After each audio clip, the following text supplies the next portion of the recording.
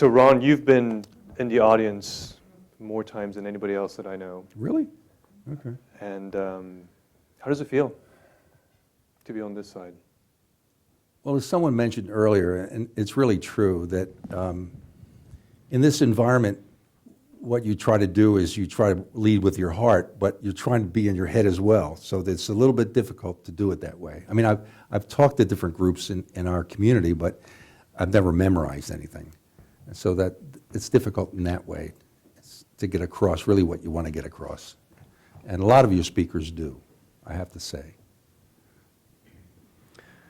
Yeah, tell me about that. So going to the kingdom, I love it. I love it because you can create it, you can paint it, you can do whatever you want with it. Mm-hmm. But especially in your role, as over the 37 years, your wife Mariah was deteriorating. Were there moments of doubt? Were there moments of questioning? No, there really never were. One of the things that was important to us, and I mentioned the word sacred in this talk, was we had something called sacred denial.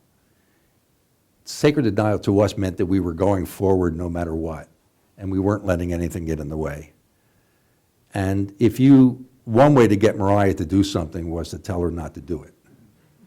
So in the ALS community, they told her not to exercise. Well, she ended up at the gym 5 days a week. They told her not to go to Machu Picchu because of the elevation. She went to Machu Picchu and gave a workshop. So that's what we did. We just went forward. And actually, even in the work that she did, she's a psychotherapist, we never advertised the fact that she was an ALS patient. We just advertised the fact she was a Gestalt therapist. So that was how we went forward. And I never questioned any of it. In fact, you probably know this, I don't know if I should say it or not, but the day she got diagnosed with ALS, I asked her to marry me. So I was sure we were going to be fine. Wow. But what do I know? I don't know. So explain to me a little bit more about the kingdom when you're with somebody else, or you're with a partner. Does the other person have a kingdom or a queendom too, or? Yes, we both have kingdoms. As a blend, and that's what marriage is. I mean, besides going through this, we both came from dysfunctional marriages, parents' marriages, and so we decided that we would not fail. Failure was not an option in this marriage. So I knew of her for 40 years. We were married for 37. And so we would negotiate those things in the kingdom, whatever my kingdom was, her kingdom was. But as a marriage, we negotiated a lot of stuff, as you do. And everyone used to say, "You guys really love one another, it's so wonderful." Hey, we were married. You know, stuff happens. You know, you have arguments, and people can't believe that Mariah and I had arguments. But we were a married couple. We had disagreements because we're both strong personalities. She was. So in your relationship with her, what was one of the hardest things that you guys had to work through? You have certain needs as a person, and as she began struggling more with this disease, she needed a lot. She needed to be dressed, she needed to be fed, and she still did workshops. She had a microphone and we would translate for her. She still saw clients. What happens in that environment, just in any marriage, I guess, is that, my needs take second place in some ways, and some days her needs take second place because she can't have them met. She can't move. She can't move her hands. She can't drink a cup of coffee or whatever. And so that got to be a little frustrating a while, but we would talk about that, which was really good. She wanted to go walking on the beach holding hands, but we just couldn't do that. I think so that was frustrating for us both to know that. And frustrating for me to know that she was feeling that, and I couldn't do a whole heck of a lot about it.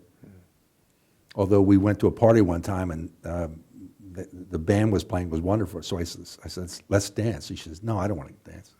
So I got her up, and my son was there, and we got her on the dance floor and locked my arms around her, and we just kind of stood there doing this. but it was really kind of nice. So, and that's the frustrating part about that. On the other hand, we didn't look at that. We, again, went forward with our lives. And it was so natural for me that she had ALS. So natural. I mean, feeding her was like second nature. I didn't even think about it. What's in store for you now? That's why I'm here. We have a business that we were running, which fortunately is continuing. We have a foundation that we're running where we give free workshops to underserved communities, which I'm still trying to run, but there's a missing piece, and I'm still trying to figure that out. So this is part of the missing piece for my life. And 37 years of this type of experience, I mean, we look at people, we look at life, and we say, you know, life happens for us, not to us. You know, for you to have experienced through this relationship, beautiful relationship. Yeah.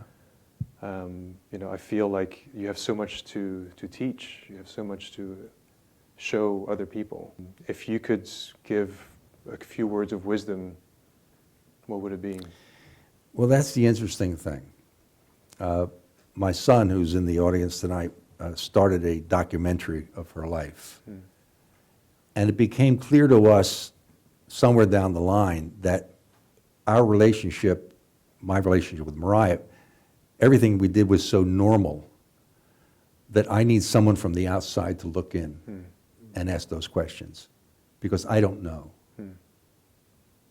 I really don't know what wisdom I have there. So in 3 words, what's your meaning of life? Well, I have to say that Arrive Already Loved. Arrive Already Loved is a workshop that Mariah and I were doing, has to do with arriving anywhere loved by yourself. Because the ultimate relationship for any relationship you have in life is with yourself. If that's no good, then other relationships won't be any good. So we've been doing workshops, Arrive Already Loved. We've been doing free foundation workshops around the same concept, because everyone could use that in their lives, because it all starts here. Well, Ron, I know I can't wait. I'm anxious to see what your next chapter is going to gift the world. And thank you so much for being here tonight. I can't wait either.